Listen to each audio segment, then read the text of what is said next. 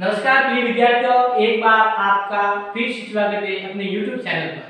आज हम संविधान की प्रस्तावना के बारे में पढ़ेंगे।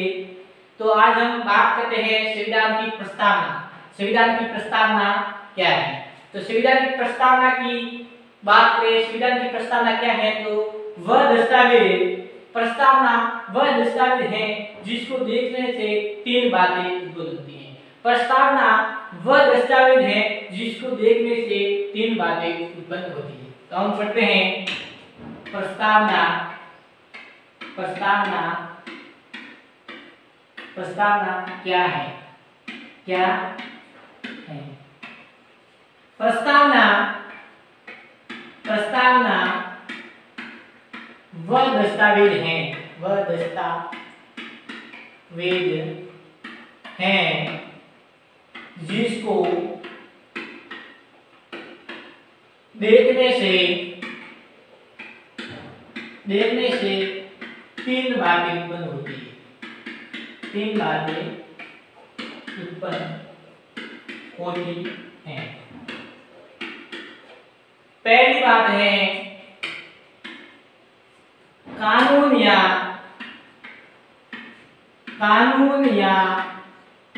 संविधान। कानून या संविधान का विस्तार कितना है? पहली बात है कानून या संविधान का उद्देश्य क्या है? उद्देश्य क्या है?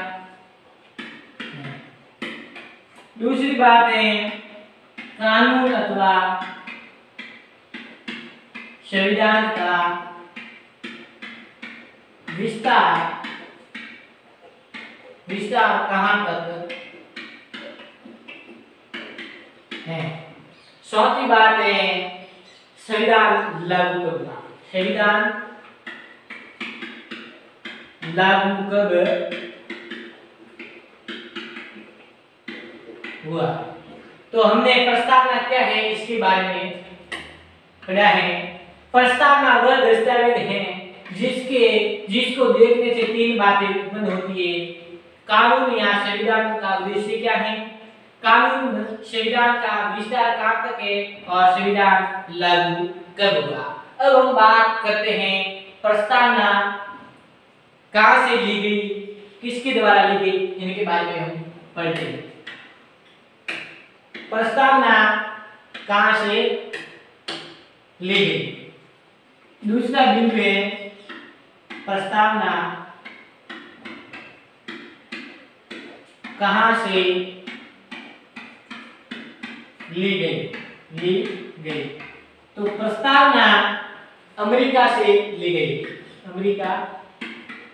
अमेरिका से ली गई है। आपको याद होगा हमने जब संविधान सभा पढ़ी तो 13 दिसंबर 1946 को पंडित जवाहरलाल नेहरू ने उद्देश्य प्रस्ताव रखा था जो बाद में प्रस्तावना का आधार बना। तो प्रस्तावना 13 दिसंबर 1946 को पंडित जवाहरलाल नेहरू ने जो उद्देश्य प्रस्ताव रखा था जो प्रस्तावना का आधार है। बात हम प्रस्तावना की करें तो प्रस्तावना को लेकर दो विवाद हुए थे, उसके बारे में हम पढ़ते हैं।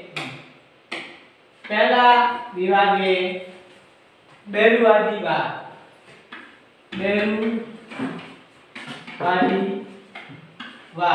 इसके अंतर्गत सुप्रीम कोर्ट ने कहा कि प्रस्तावना संविधान का अंग नहीं है। बेरुवादीवाद में कहा गया कि प्रस्तावना संविधान का अंग नहीं है, यानी सुप्रीम कोर्ट ने कहा प्रस्तावना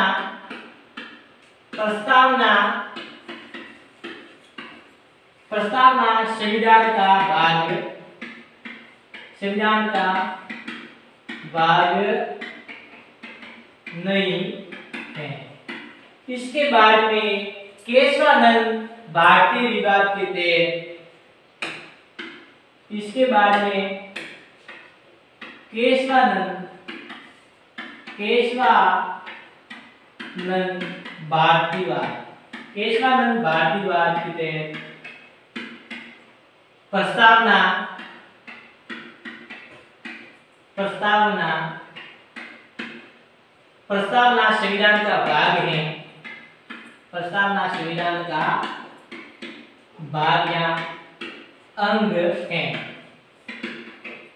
प्रस्तावना में केशवानंद भारद्वाज ने कहा कि प्रस्तावना संविधान का भाग है, यानी जिस प्रकार संविधान में संशोधन किए जाते हैं उसी प्रकार प्रस्तावना में भी संशोधन किए जा सकते हैं।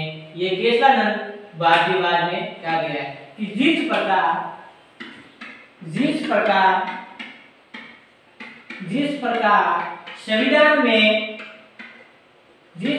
संविधान में संशोधन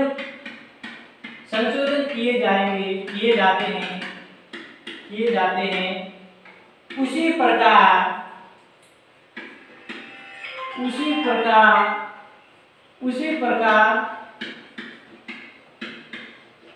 उसी प्रकार प्रस्तावना में भी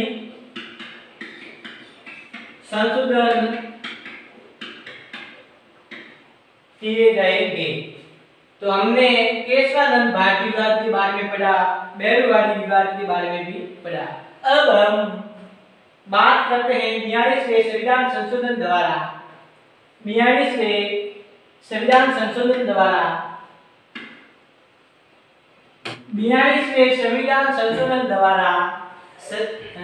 प्रस्तावना में 3 संशोधन किए, जो एकमात्र पहली बार ये संशोधन हुआ था। तो पढ़ते हैं 42वें संविधान संशोधन द्वारा 42वें संविधान संशोधन 1977 के तहत प्रस्तावना में संशोधन किए गए जिसका फॉर्मूला है 3AR पास। यानी हम पढ़ते हैं पहला शब्द पंथ निरपेक्ष जोड़ा गया,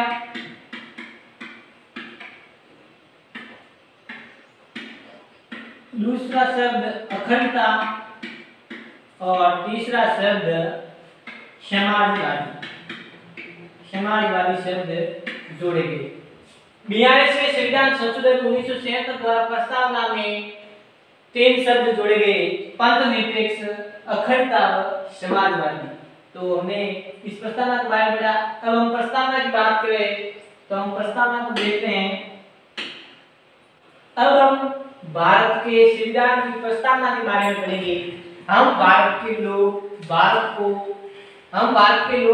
एक संपूर्ण प्रभुत्व, समाजवादी, पंथ निरपेक्ष, लोकतांत्रिक गणराज्य बनाने के लिए तथा उसके समस्त नागरिकों को सामाजिक, आर्थिक, राजनीतिक न्याय, विचार अभिव्यक्ति और विश्वास, धर्म और उपासना की स्वतंत्रता, प्रतिष्ठा और अवस्था की समानता प्राप्त कराने के लिए तथा उन सब में व्यक्ति की गरिमा और राष्ट्र की एकता और अखंडता को सुनिश्चित कराने वाली बंधुता बढ़ाने के लिए दृढ़ संकल्प होकर अपनी इस संविधान सभा में आज तारीख 26 नवंबर 1959 ईस्वी को एकत्र द्वारा इस संविधान को अंगीकृत, अधिनियमित और आत्मा अर्पित करते हैं। ये संविधान की प्रस्तावना है जिसे हम उद्देशिका भी कहते हैं। तो हम इसके बारे में पढ़ेंगे। हम भारत के लोग का मतलब है जनता में निहित। हम भारत के लोग का मतलब है समझ शक्तियां जनता में निहित। इसके बाद में पढ़ते हैं भारत को एक संपूर्ण प्रभुत्व संपन्न, यानी भारत कहीं बाहरी देशों के अधीन नहीं है। भारत अपना खुद अलग से कानून बनाता है, किसी देशों के अधीन में काम नहीं करता। इसका अर्थ होता है संपूर्ण प्रभुत्व संपन्न।